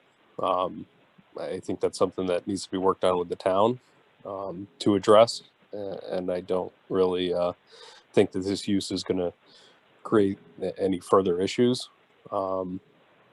As far as, you know, a medical facility with ventilation and trash, these companies have their controls that they have to follow, and I don't think there's going to be any issues with trash and the ventilation during a pandemic.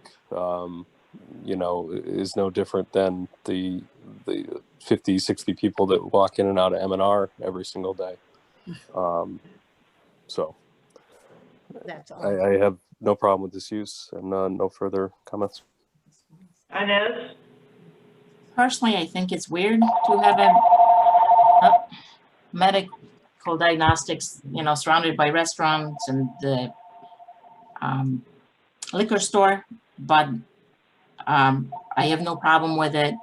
The parking lot, the whole parking is problematic. It always will be, always has been since I've been in town since the late 90s.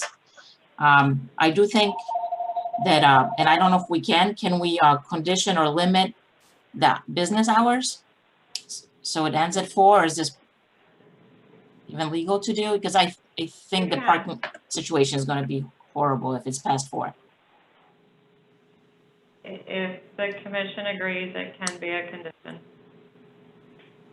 That would be what I would like to see, is that the business is closed at 4 and I'll eat by noon on Saturday. I heard Saturday hours somewhere.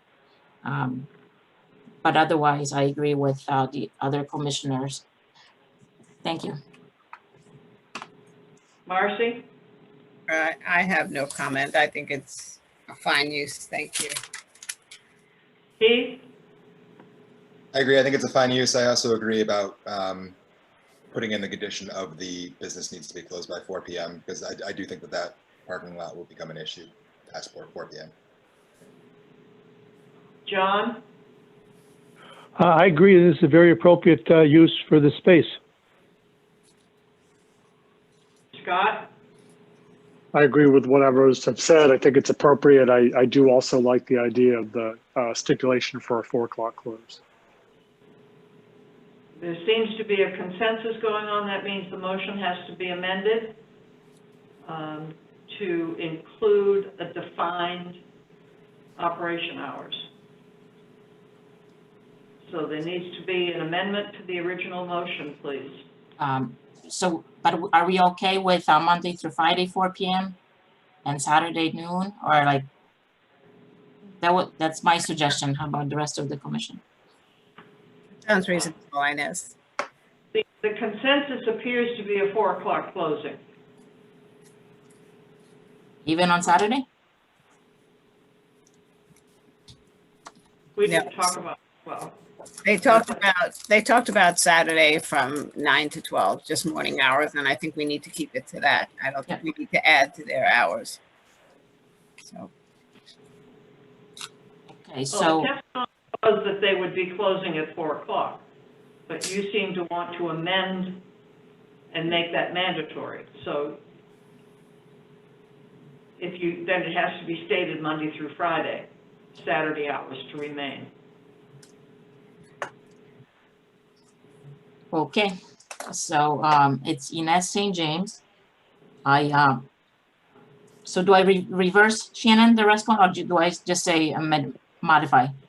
You can amend. You could amend your Okay. motion. Okay, it's Inez St. James. I amend my previous motion to the following. I make a motion to approve the special permit application from Hayes. All you have to do is amend the motion to include the time. Fine. I amend the time to Monday through Friday, closing 4 p.m. and Saturday 9 to 12. Thank you. I need a second to the amendment, please. Marcy Schwartz, I second. Thank you. Any conversation about the amendment from the commissioners? Hearing none? We'll vote. Madam Chair, Mike Gerbolis. I thought I heard 8 to 12 was the hours that they wanted on Saturday. 9 to 12? No, 8 he's to saying 12? 8 to 12? I thought that's what I had heard. I just don't want to. I don't want to limit them in the morning that they can't open till 9. Is there anything in I don't writing? What the opening time Okay, was on do we Saturday. need to limit why don't we just limit the closing hours and Closing. leave them flexible for the open? That makes sense. It's right there. Monday through Friday at 4, Saturday at noon. Is Yes. that what it is? Yeah, but that's requested, but he extended He it, said 4, yeah. so verbally, he extended it until 4. Yep. And verbally, I believe Mike is correct, it was 8 to noon, but I don't really think we care No, when they open. when it opens. I mean, they're not opening at 5 AM, so I mean, They are so opening just, at 7, that's early on a Saturday. Well, that's a, but that's that's, a blood draw. that's standard, and I think Starbucks is open then anyway. Mm. So, Okay. I, Yeah, I mean- What do we do? I would suggest just limiting the closing time if Yes. that's what you want to do. That's perfect.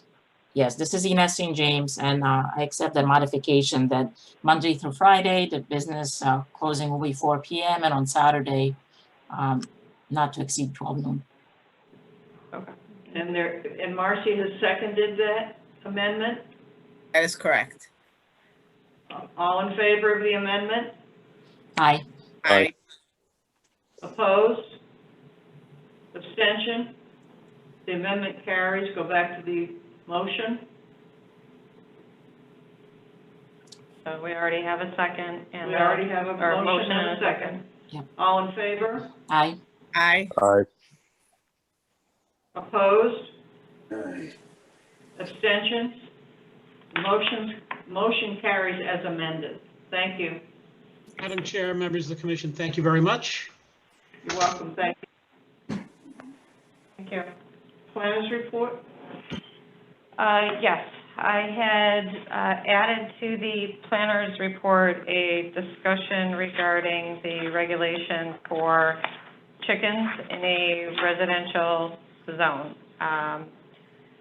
I'm sure you folks, you see it on our agenda on a regular basis, and particularly now with the pandemic, there's been perhaps even more, and was curious if what the commissioners thought about allowing some chickens by right, and when I say by right, it would be an administrative registration, so folks would be able to simply fill out a form, submit it to town staff to register their chickens. The same conditions would be in place in that no roosters, they have to have a coop, they have to be confined to a pen area, they aren't allowed to roam the neighborhood. And it would allow this to take place then, and I would suggest that it, be restricted. The current regulation allows for less than 20 by special permit. The special permit fee is $210, and of course, there's the notification to all the neighboring properties within 200 feet. So a family looking to have a few chickens at home, at times this has been cost prohibitive, and we have had folks decide that it simply is not worth it in order to have chickens at their residence. So again, this would be limited to single-family residents. Was curious if there was any thoughts regarding this, if it's something that you think that you'd be interested in staff pursuing in lining out. It would require a text amendment to the regulation, and we would set up the registration form, so it would all be for your review, and there, like I said, there would be a public hearing to do the text amendment.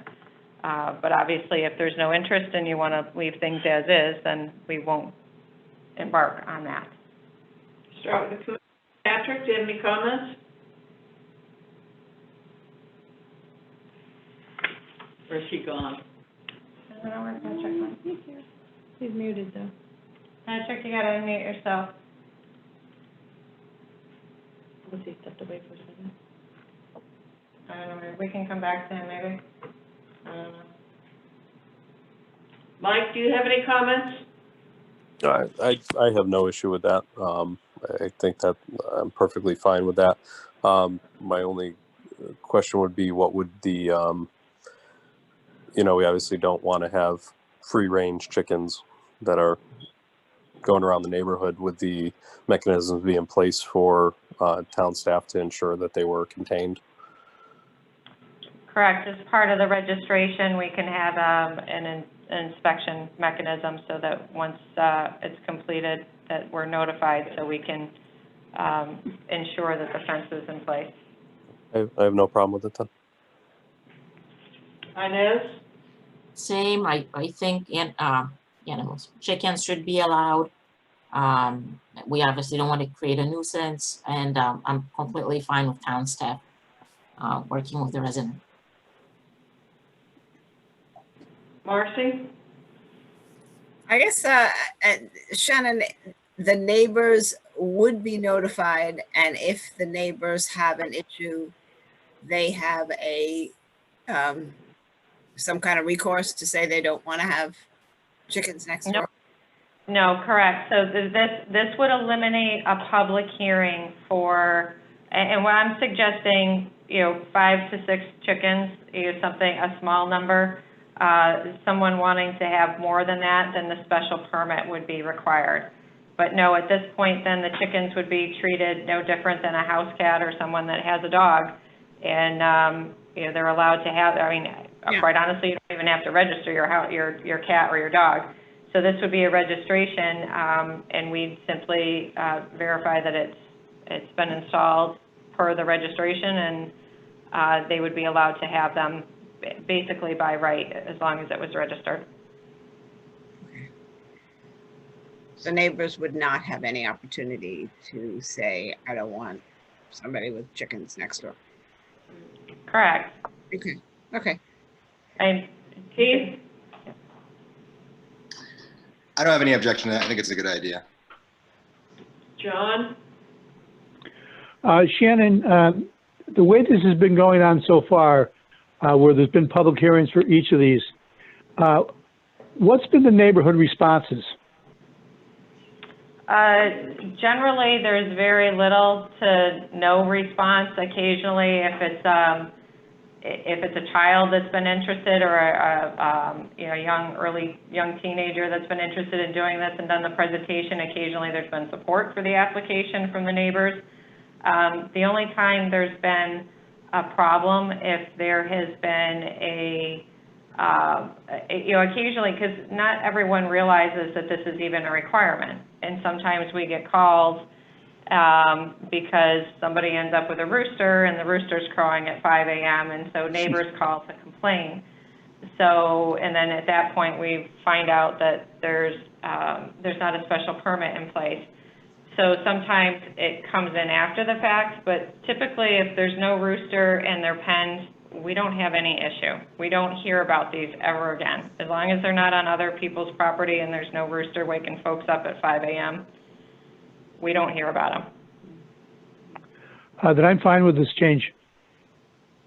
Scott?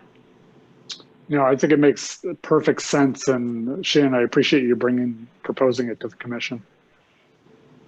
Sure.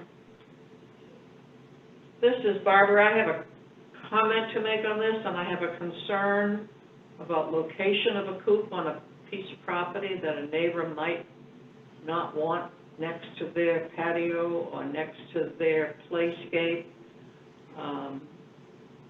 I'd like to see some kind of a rendering so that when a person is making an application to have as many as 5 chickens or 3 chickens, where's the coop, where's the penned-in area, and how does it affect the neighbor? I think it's reasonable to assume that a chicken coop could interfere with your patio lifestyle.